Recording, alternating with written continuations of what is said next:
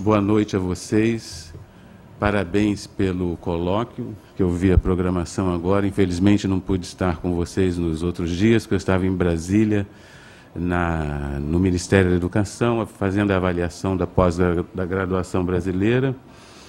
Mas, Edgar, é realmente uma satisfação estar aqui e a oportunidade desse tema também, que me parece extremamente relevante, a problemática da violência, a problemática dos direitos humanos no contexto, especialmente no contexto brasileiro da justiça de transição, que agora está no momento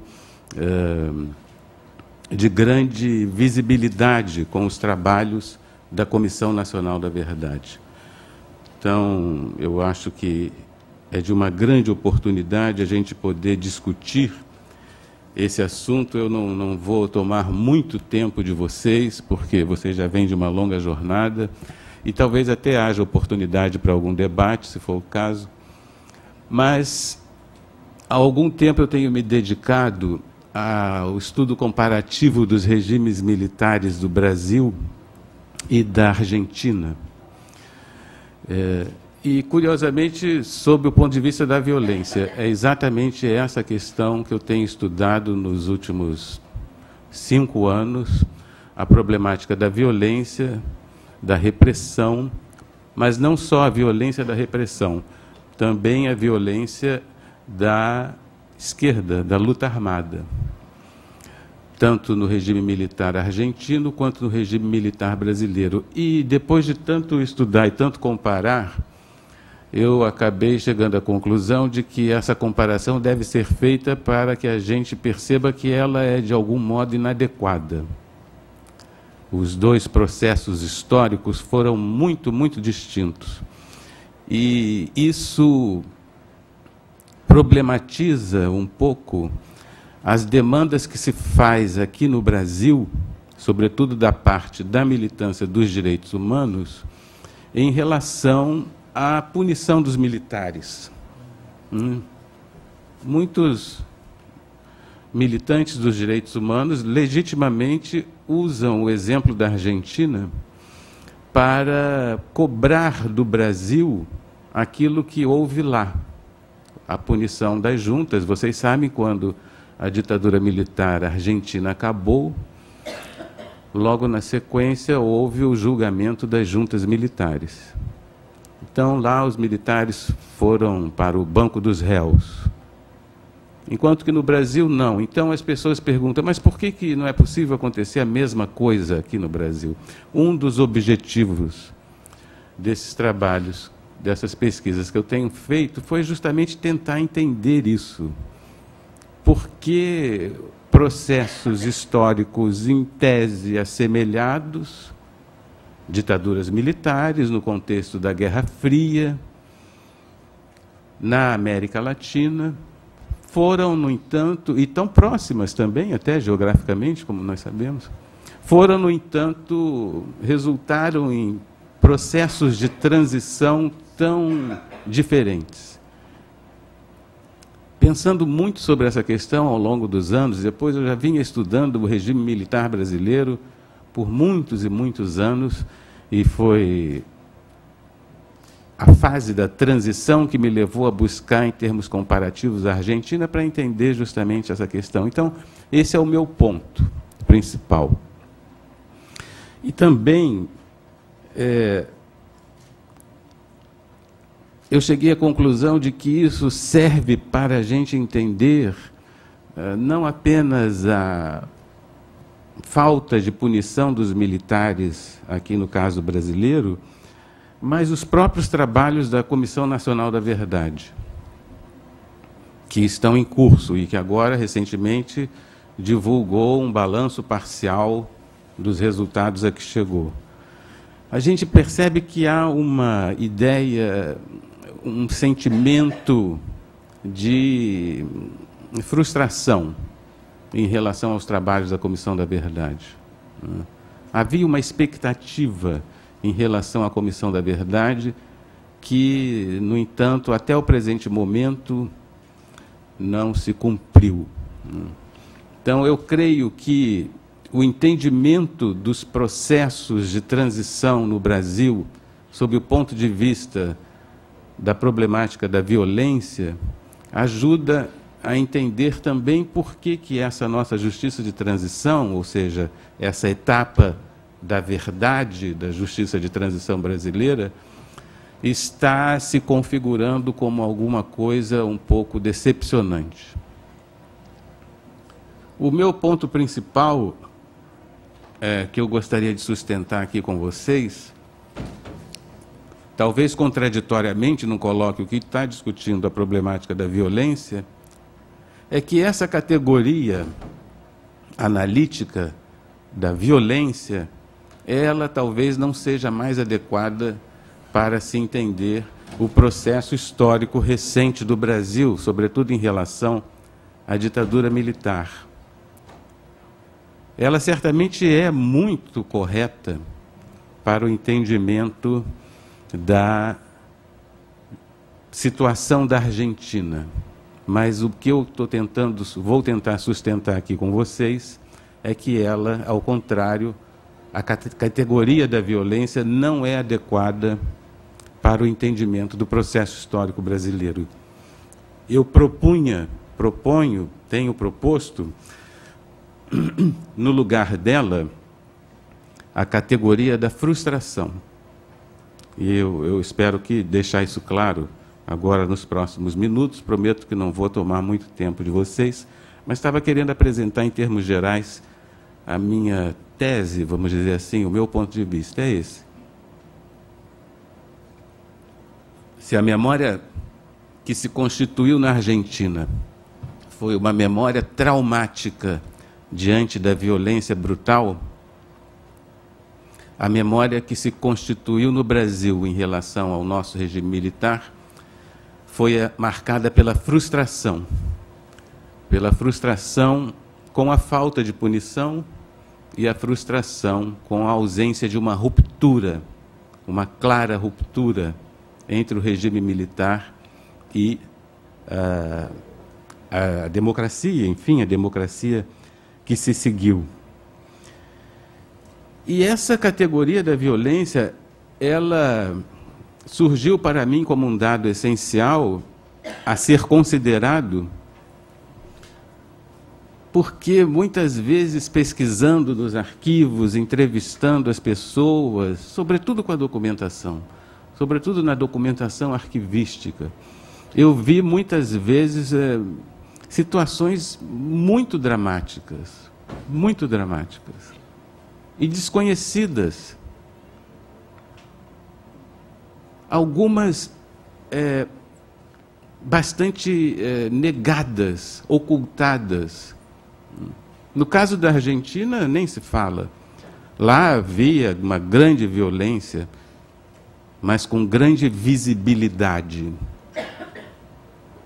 É incrível a quantidade de afirmações públicas que os militares, os generais argentinos davam no sentido da afirmação brutal da violência, publicamente. O próprio general Videla, que morreu agora recentemente, antes de tomar o poder, ainda no governo de Isabel Perón, vocês sabem provavelmente que o golpe militar na Argentina derrubou a presidência de Isabel Perón. E ele, ainda no governo de Isabel Perón, portanto, antes do golpe militar, dava declarações brutais. Eu anotei algumas aqui, não sei se eu vou achar. Ele dava declarações brutais no sentido de que seriam mortos todos os subversivos para que a Argentina atingisse a paz. Isso por quê?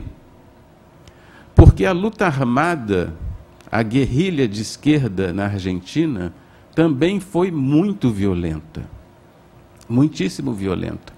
E se iniciou muito antes do golpe de 76. O golpe lá foi em 1976. Essa guerrilha, essa luta armada chegou a executar militares, por exemplo, sequestrar e executar militares, e depois, nos seus jornais, nas suas publicações de esquerda, relatar esses assassinatos em detalhes. Havia grande visibilidade. Tem um livro muito interessante de uma argentina, Pilar Calveiro. A Pilar esteve presa num dos campos de concentração. Na Argentina houve campos de concentração e extermínio. Então, essa violência tinha grande alcance, relativo apoio popular, porque, ao contrário do Brasil, a guerrilha, a luta armada, se espraiava de algum modo na sociedade. Era visto com certa legitimidade a ação do ERP e dos tupamaros, montoneiros. E, assim como a esquerda, os militares também davam grande visibilidade a esse confronto. E Pilar Calveiro, eu estava dizendo, ela descreve os campos de concentração onde os prisioneiros ficavam aguardando, sem saber, evidentemente, a morte. Eles eram obrigados a ficar sentados num certo lugar, com capuzes, e de tempos em tempos vinha um transporte que os levava, algumas vezes, para aqueles voos da morte, os voos da morte em aviões que lançavam esses prisioneiros no mar. Uma grande violência, uma dinâmica marcada pela violência, já antes do golpe de 76 e até o fim do regime militar argentino, dos dois lados. Na Argentina, talvez você já tenha ouvido falar, existe a tese dos dois demônios, que é uma tese inadequada porque faz equivaler a violência da esquerda com a violência da repressão. A gente não pode considerar isso acertado, mas o fato é que, quando veio o golpe de 76, a sociedade argentina estava tão esgotada com a violência da luta armada e dos comandos de caça aos comunistas, dos grupos paralelos de combate à subversão, que o golpe de 76 foi visto com alívio pela sociedade. Esse é um aspecto também delicado. Essas questões são muito delicadas, vocês veem. Falar da violência da esquerda, falar da violência da luta armada na Argentina, que antecedeu o golpe de 76, é alguma coisa de complexo politicamente. Não é muito simples. Não é muito simples nem para mim, nem para os meus colegas historiadores na Argentina, quando nós fazemos a crítica da luta armada.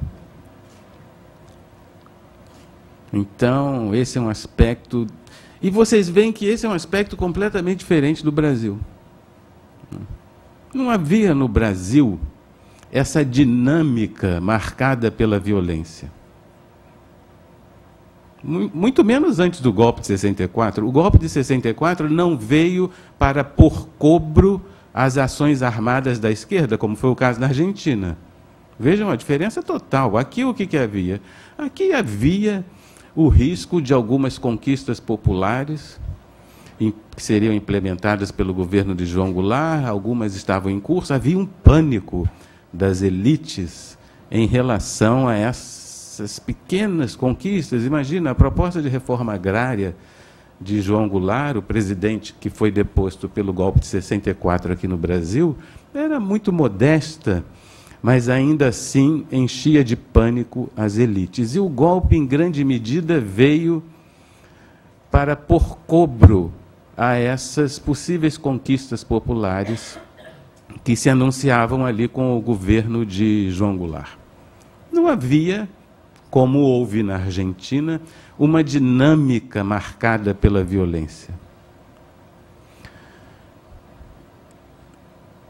E, por outro lado, além das ações armadas, mesmo depois de 68, quando a esquerda fez a opção pela luta armada, a chamada luta armada aqui no Brasil foi de alcance relativamente modesto. Algumas ações armadas urbanas, sequestros de diplomatas, atentados contra quartéis, assaltos a bancos, e a famosa guerrilha do Araguaia, que é a nossa evento emblemático, né, do regime militar, da repressão contra a guerrilha do Araguaia, ela também teve um alcance bastante modesto, sobretudo quando a comparamos com o alcance da luta armada na Argentina.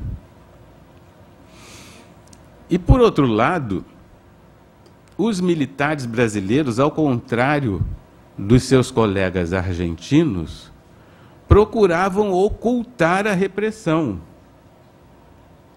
De todo modo, é claro que muitas vezes isso aparecia, mas eles não tentavam dar a visibilidade que tentaram os seus colegas argentinos tentaram e conseguiram dar grande visibilidade com a perspectiva de obter apoio da sociedade argentina à repressão. Aqui não. Os militares brasileiros, eles tentavam ocultar a repressão. Inclusive, eu também estudei muitas vezes a censura do regime militar brasileiro. E vocês sabem qual o maior número de proibições que os censores determinavam? Dizia respeito justamente a confrontos entre a repressão e, digamos, militantes da esquerda que eram pegos na rua, num assalto a banco, num atentado a quartéis, havia uma troca de tiros. Então, a primeira coisa que os militares faziam era determinar que os jornais não publicassem nada sobre isso. 50% das proibições determinadas pela censura dizem respeito a isso. Proibido publicar confronto entre agentes do DOI-CODE, não sei o quê, na Avenida Rio Branco. Portanto, havia uma preocupação dos militares brasileiros em ocultar a repressão. Por quê? Bem, a gente pode cogitar de várias explicações para isso, mas certamente tem a ver com a própria cultura política, né, brasileira, que é bastante distinta da cultura política argentina. Então, quando nós usamos a noção da violência para analisar o caso argentino, muito bem, faz todo sentido. Vocês sabem, eu vi na programação, houve discussões nesse sentido aqui, a noção da violência se tornou, para muitos autores, uma espécie de chave analítica dos eventos traumáticos do século XX, sendo o evento emblemático o Holocausto e a Segunda Guerra Mundial uma espécie de índice dessa marca da história do tempo presente. A história do tempo presente, ou seja, a história do século XX, seria uma história que, para compreendermos, nós deveríamos mobilizar, utilizar essa noção da violência. E muitos autores, como Dominique Lacapra, como Beatriz Sarlo, Henri Rousseau e diversos outros, defendem a tese de que não apenas o Holocausto, não apenas a Segunda Guerra Mundial, não apenas as políticas genocidas de Bósnia, Kosovo, não apenas o regime do apartheid na África do Sul, devem ser entendidos segundo o conceito da violência. Segundo esses autores, também as ditaduras militares latino-americanas deveriam ser entendidas conforme essa noção. E daí conceitos decorrentes, conceitos que vêm em consequência, como os de sociedade do medo. Os regimes militares de países como o brasileiro, o do Uruguai, o do Chile, o da Argentina, seriam regimes marcados pelo medo. O medo que se espraia por toda a sociedade em função da repressão brutal. Então, eu tento matizar um pouco essa ideia. Quando a gente usa a ideia de sociedade do medo, quando a gente faz a análise daqueles regimes militares apenas segundo a ideia da violência ou do medo, como preferem esses autores, algumas coisas ficam ocultadas. porque é como se nós víssemos uma sociedade vítima da repressão.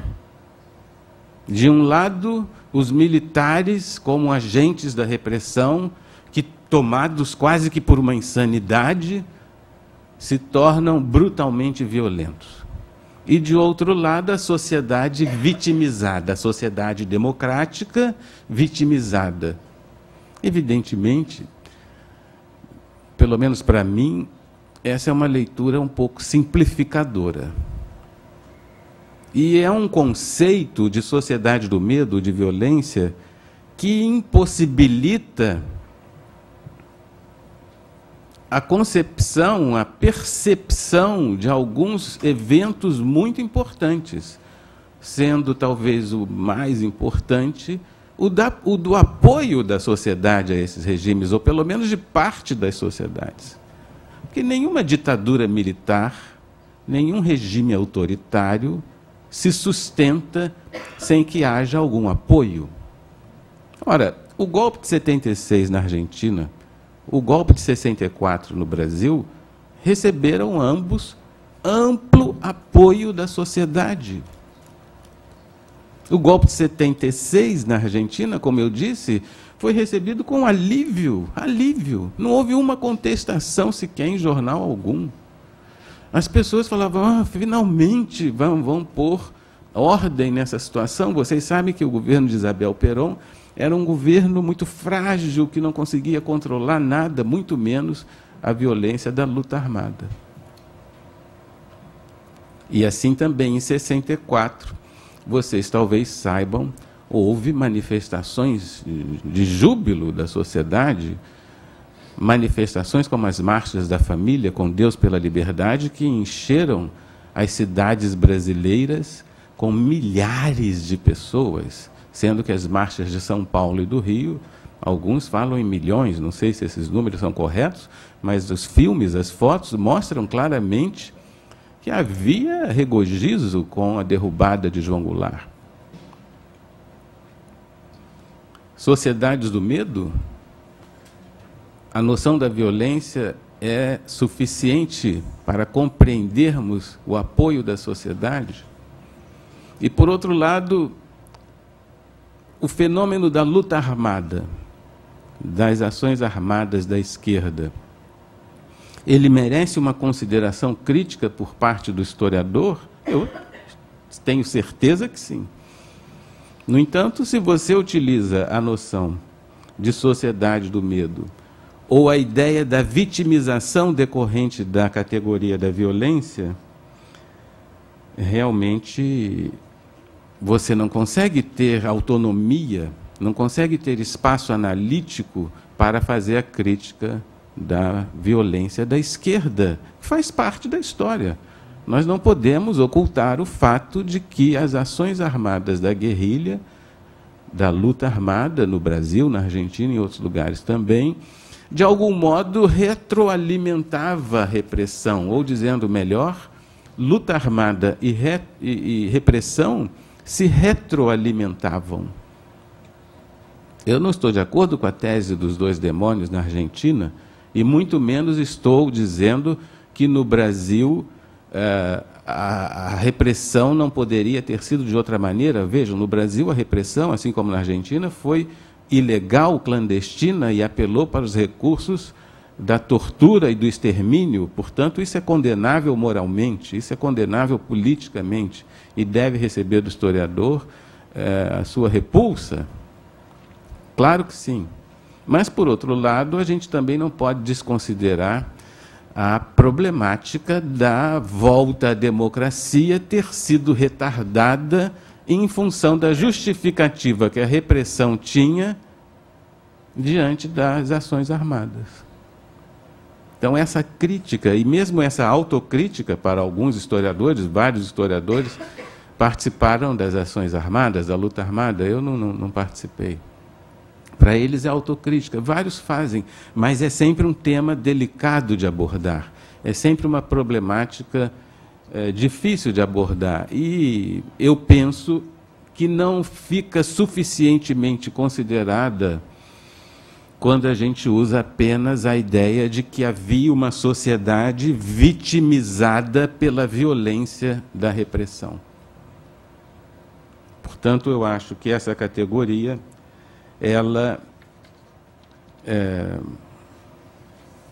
não é suficiente para a compreensão, sobretudo, do processo histórico brasileiro. E é um pouco difícil para nós que fazemos história do tempo presente tratarmos dessas questões, porque existe o fato evidente, né, que não meus colegas de história medieval, de história antiga, não enfrentam esse problema, mas eu enfrento, que é o problema de muitas vezes estar diante de mim, numa palestra, numa conferência, alguém que viveu aquela época e que foi vítima da violência e vai me dizer assim, mas isso que você está dizendo é um absurdo, como é que você nega a violência? Porque dá a impressão que eu estou negando a violência, mas eu não estou negando a violência. Eu estou chamando a atenção para um fato que é óbvio para qualquer historiador, o fato da complexidade dos fenômenos, e reduzir um processo histórico a um processo de mocinho e bandido, de vítima e repressor, é evidentemente uma simplificação. Mas o fato de que nós, historiadores do tempo presente, interagimos com as pessoas que eventualmente viveram aqueles fatos, chama também a atenção, embora tenha esse desconforto, às vezes, de ser confrontado numa audiência, numa conferência, chama atenção para um aspecto que é também muito importante para nós entendermos o que está acontecendo hoje no Brasil com a Comissão Nacional da Verdade, e que é o que nós chamamos tecnicamente de sacralidade dos testemunhos, a sacralidade dos testemunhos das vítimas. Quando alguém é vítima de um processo brutal de violência, de tortura, do que seja, o seu testemunho ganha um efeito de verdade quase incontestável. Quase incontestável. Eu me lembro, eu tenho citado sempre, talvez algum de vocês já tenha ouvido, o exemplo da atual presidente Dilma Rousseff, quando ela era ministra do governo Lula, acho que isso foi em 2008, e havia uma CPI no Congresso Nacional. E ela, acho que era ministra das Minas e Energia, não é isso? E a Dilma foi lá depor sobre alguma questão, alguma acusação, não me recordo o que era, porque o assunto até fugiu diante do que eu vou relatar para vocês. O fato é que lá, pelas tantas, um senador da oposição disse assim: ministra, eu não posso confiar no seu depoimento, porque a senhora era da luta armada e durante a ditadura foi presa e mentiu para os seus interrogadores. Isso é meio... Isso aconteceu, esse senador, esqueci o nome do peça, ele falou isso, a senhora, desdenhosamente ele falou. Mas a senhora, quando foi presa, mentiu para os seus. E a Dilma, então, muito inteligentemente, mobilizou essa categoria que eu estou falando, a sacralidade do testemunho. Eu acho que eu tenho, evidentemente eu não vou achar aqui, eu sempre trago tudo escrito para nunca conseguir anotar, mas eu achei. Ela disse, ó, citação: eu fui barbaramente torturada, senador. Qualquer pessoa que ousa dizer a verdade para interrogadores compromete a vida dos seus iguais. São palavras... Entrega pessoas para serem mortas. Eu me orgulho muito de ter mentido, senador, porque mentir na tortura não é fácil. Aguentar a tortura é algo dificílimo, porque todos nós somos muito frágeis e a tentação de falar a verdade é muito grande. A dor é insuportável. Eu me orgulho de ter mentido porque salvei companheiros. Ninguém mais falou nada diante dessa frase da então ministra e atual presidenta, como ela gosta de ser chamada, né? Ninguém falou mais nada, porque esse é exatamente o aspecto que eu estava sublinhando como um aspecto bloqueador, no entanto. A sacralidade do testemunho das vítimas. Como é que eu vou poder problematizar, por exemplo, a violência da luta armada se eu for contestado pela sacralidade do testemunho das vítimas? Eu já fui muitas vezes em conferências, também sempre citava um outro exemplo de uma pessoa que eu estava falando essas coisas, criticando a ação armada como tendo retardado a democratização brasileira, e uma pessoa falou exatamente a mesma frase que a Dilma falou. Levantou-se uma senhora também e falou: eu fui barbaramente torturada. Eu não tinha mais nada a dizer. O que você vai dizer diante de um testemunho como esse? Então é isso que nós chamamos de sacralidade do testemunho, com a qual é muito difícil para o historiador se relacionar. E politicamente tem tido uma consequência, vamos dizer assim, muito grave na justiça de transição brasileira. Porque as pessoas, em geral, não se interessam pelos trabalhos da Comissão da Verdade. As pessoas, em geral, não se interessam pelos trabalhos da Comissão da Anistia. Diferentemente da Argentina. Vejam aí outro elemento de comparação interessante. Na Argentina há até relativo interesse quanto a esses assuntos. Aqui não. E por que não? Bem, também por conta de uma série de características da nossa cultura política, mas em grande medida porque a sociedade brasileira não se sente afetada por aquele regime militar.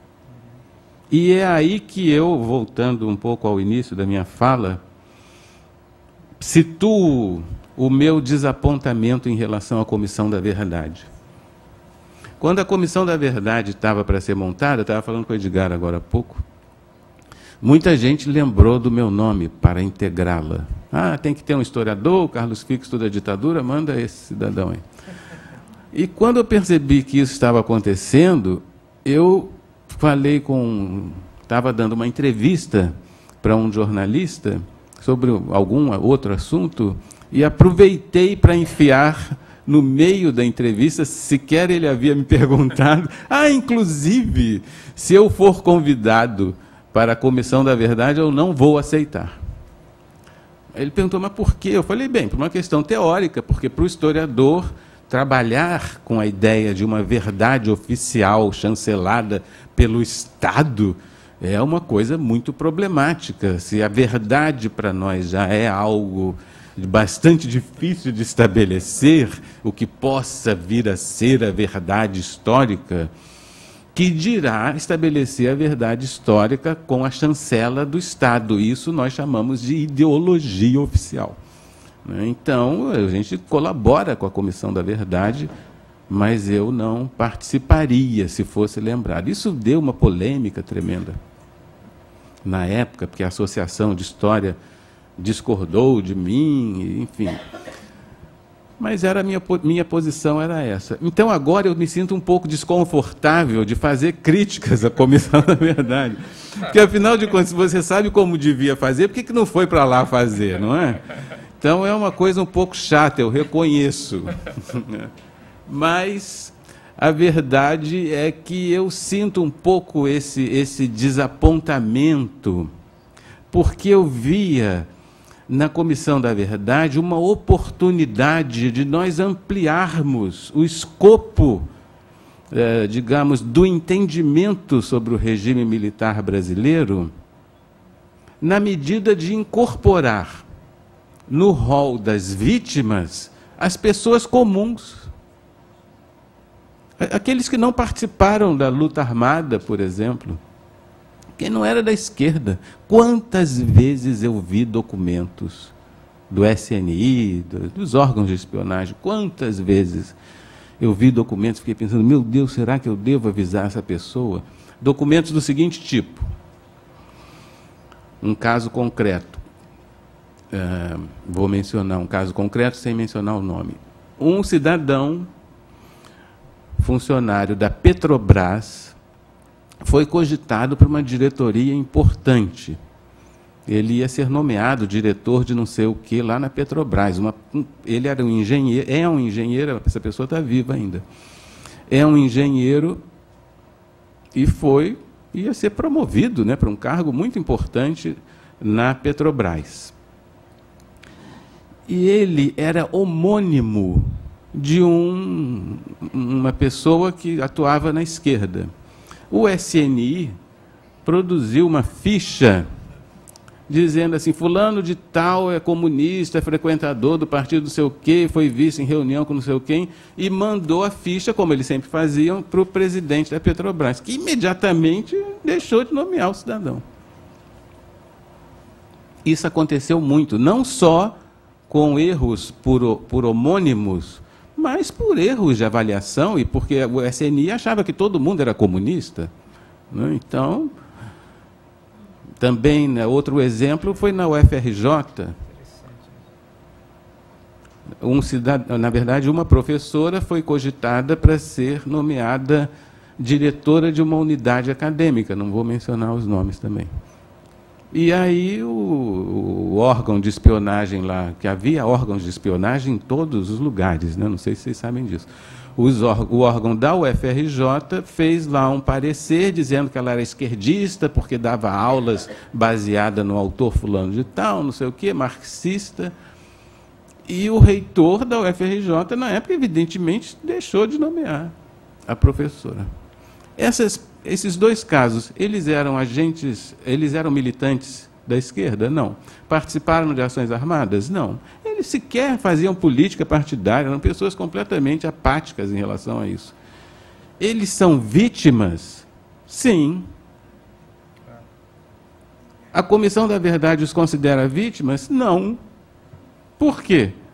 Porque a Comissão da Verdade está pautada pelo discurso sociedade vítima, agentes da repressão, bandidos.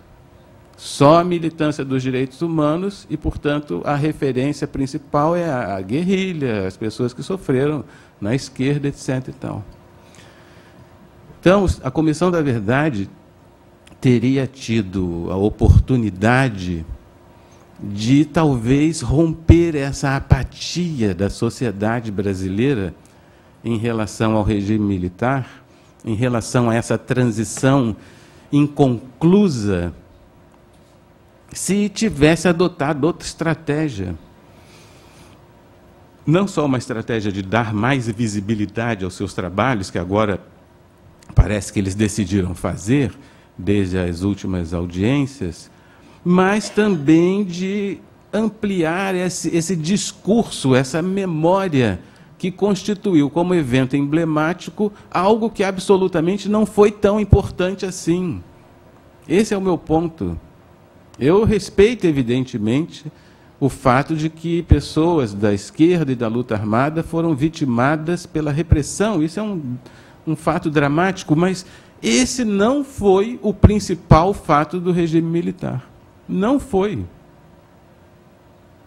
Há muito mais coisas, como eu tenho, inclusive apoio da sociedade. Inclusive o fato de que, no Brasil, o que marcou a ditadura brasileira foi o fato dela ter tentado controlar toda a sociedade, não exatamente através da repressão, como foi na Argentina. Na Argentina, a categoria da violência é perfeita. No Brasil, não. Aqui houve a tentativa de um controle da sociedade que era vista como despreparada, através da censura não só da censura política, mas da censura moral, da censura de diversões públicas, do cinema, da música, do teatro, até do circo eles censuravam. Eles censuravam até música de churrascaria, da propaganda política, né? A propaganda política que vendia a imagem de que nós somos um país grandioso, o país do futuro, ninguém segura o Brasil, do futebol e tudo isso. Então, houve um investimento do regime militar brasileiro, os militares brasileiros que viam os civis, que nos viam como despreparados, os políticos civis corruptos, e os brasileiros, coitadinhos, sujeitos a todo tipo de influência negativa. Enfim, nós éramos, segundo esses militares, uma sociedade despreparada. Então, eles criaram um sistema imenso de controle, com uma capilaridade enorme. Em todos os órgãos, em todos os recantos do país, havia agentes de espionagem, tentando controlar, tentando reportar, até uma simples nomeação para chefe de departamento de uma universidade. Então, o que eu acho é que esta sociedade brasileira, até hoje, não sabe do alcance da nossa forma de violência, vamos dizer assim. Foi completamente distinta da Argentina. Aqui, como eu disse, a violência tucur, essa violência, repressão versus luta armada, foi pequena. Portanto, quando acabou a ditadura argentina, lá, vocês sabem, o último general-presidente, para tentar obter apoio da população, resolveu fazer uma guerra, né? Porque a guerra sempre atrai o apoio da sociedade. Num primeiro momento ele conseguiu, ele invadiu não, sei lá, foi lá para as Ilhas Malvinas, que são uma possessão da Inglaterra, as Ilhas Falkland ou Malvinas, e num primeiro momento ele conseguiu o apoio da sociedade. Mas Margaret Thatcher foi lá e matou todo mundo, e a ditadura militar se viu diante do pior dos cenários, porque o que há de pior para um militar se não perder a guerra? Então, acabou assim, né, se desfez, se liquefez nas Ilhas Malvinas o regime militar argentino. Então, lá houve uma ruptura. Ruptura. Quais são os dois eventos principais da história política? A guerra e o julgamento do príncipe, o julgamento do chefe de Estado. Quando a sociedade consegue pôr o chefe de Estado no banco dos réus, como nós fizemos aqui, de algum modo, com o Collor. Lá na Argentina, eles tiveram os dois principais eventos da história política. A guerra, que perderam, e logo na sequência, no governo Alfonsín, as juntas militares foram a julgamento, quer dizer, foram julgados e punidos os chefes de Estado da ditadura. Então, houve uma ruptura assim, muito clara. O que mais forte poderia haver para marcar uma ruptura? E no caso do Brasil? Teve guerra? Não. Teve conflito? Não. Não teve coisa nenhuma. O governo dos militares conseguiu conduzir a transição do jeito que eles queriam. Desde a anistia de 79, olha, começou em 74, essa transição, longa transição. Foram fazendo tudo como eles queriam. A anistia de 79 perdoou os militares também. Foi quase uma autoanistia. E qual era a estratégia deles? Era permitir que, com a volta de líderes que estavam no exílio, novos partidos de oposição fossem fundados para fragilizar o até então único partido de oposição. Foi exatamente o que aconteceu. E depois, alguns anos depois, em 84, houve no Brasil uma campanha enorme, a maior campanha de massas que já houve na história do Brasil, as diretas já.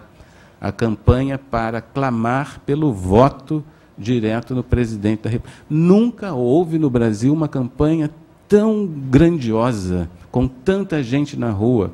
Foi tão grande que até a emissora de televisão que apoiava o regime militar, a TV Globo, teve que noticiar. E adiantou? Não. Não adiantou. Mesmo assim, o presidente foi eleito por um colégio eleitoral, um presidente palatável, que foi o Tancredo Neves, que ainda, como se não bastasse, morreu. Vocês sabem que o Tancredo Neves estava muito doente, na véspera da posse ele é internado, sofre uma cirurgia mal feita e acabaria morrendo. Quem que vai assumir? Sarney. Melhor que isso. Quer dizer, é um cidadão que está aí até hoje. Quem era o Sarney? O Sarney, ele era presidente do partido que apoiava o regime militar. Um pouquinho antes, ele faz a aliança com Tancredo Neves. Mas até ali, às vésperas, ele era o grande líder político da ditadura. Então, a nossa transição foi assim. Foi uma transição totalmente pactada, negociada entre as elites, é claro. Não houve uma ruptura, e muito menos houve punição dos militares, porque eles se anistiaram lá em 79. Muito antes de deixar o poder, eles já garantiram que ninguém vai para o banco dos réus. Então, a nossa transição, ela não é marcada, como foi no caso da Argentina, por essa memória traumática diante da violência. A nossa transição é marcada pela frustração diante da falta de ruptura e pela frustração diante da impunidade dos militares. E é por isso que foi só, 10 anos depois do fim da ditadura, a ditadura acabou em 1985. Foi só em 1995, 10 anos depois, que houve a primeira medida muito tímida de justiça de transição, quando o Fernando Henrique Cardoso, então o presidente Fernando Henrique Cardoso, criou a Comissão sobre Mortos e Desaparecidos, para dar, ao menos, como é que se chama? A certidão de óbito para os familiares dos desaparecidos. Vocês veem uma coisa? E mesmo isso foi difícil. Ele teve que negociar muito, Fernando Henrique Cardoso, com os militares, que não queriam. Depois veio a Comissão da Anistia e agora, mais recentemente, a Comissão da Verdade. Então, vocês veem que é uma coisa paulatina, tímida, modesta. E me parece que, por essas razões, é que a gente, às vezes, fica um pouco assustado quando vê as pessoas assim, mas se na Argentina foi possível punir os militares, por que aqui não é? Bem, não é por isso. Não é por isso. Porque se trata, ou se tratam de coisas completamente diferentes.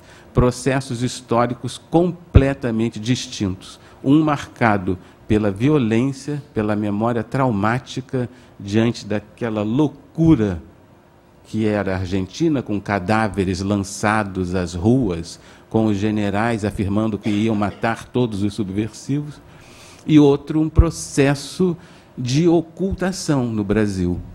A repressão que era ocultada pela censura, pela propaganda, pela espionagem, e que, ao final, a ditadura conseguiu impor um ritmo de transição que, como se não bastasse, foi também marcado pela conciliação, por essa tradição política da história brasileira, da conciliabilidade entre as elites, que evitam quaisquer confrontos. Então, é por isso que não há punição dos militares aqui. E, para concluir, eu diria que esse processo todo brasileiro, que é muito marcado pela frustração, como eu disse no início, eu acredito que poderia ter sido, e eu acho que ainda poderá, ser alterado essa nossa relação com esse passado, que parece que também não se conclui. Ele poderia ou poderá ser alterado se a Comissão da Verdade adotar uma estratégia de maior visibilidade, de requisitar redes nacionais para transmitir resultados, depoimentos e, sobretudo, se ela mostrar para a sociedade brasileira que não foram vítimas apenas aqueles que optaram pela luta armada, mas toda a sociedade, de algum modo, foi vitimizado, ou grandes setores da sociedade foram vitimizados por esse regime militar que tinha pretensões de controle social, pretensões de uma modificação da própria estrutura da sociedade, não apenas um sentido repressivo, como foi no caso da Argentina. Então, é isso que eu tenho trabalhado nesses últimos anos e comparado com os dois regimes militares e, evidentemente, enfrentado também como cidadão e com as minhas expectativas e com a minha percepção da política contemporânea,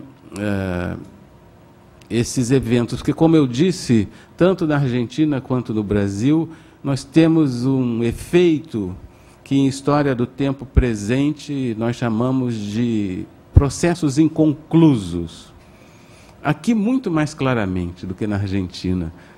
Muito claramente, a gente ainda não conseguiu resolver bem esse passado que parece que não acaba, que deixa passivos tão grandes ainda hoje no nosso cotidiano, né, como nós estamos enfrentando agora. É um processo um pouco angustioso, mas também tem um dado de positividade muito grande, porque, regra geral, os historiadores trabalhamos com um passado já muito distante, muito remoto. Então, os historiadores do tempo presente, como eu, têm a felicidade de, ao mesmo tempo, exercer sua profissão tendo como objeto o tempo histórico, o passado, mas também poder se inserir na contemporaneidade e dialogar com os vivos, né, como nós estamos fazendo aqui. Então, era isso que eu queria trazer para vocês. Agradeço mais uma vez pelo convite. Muito obrigado.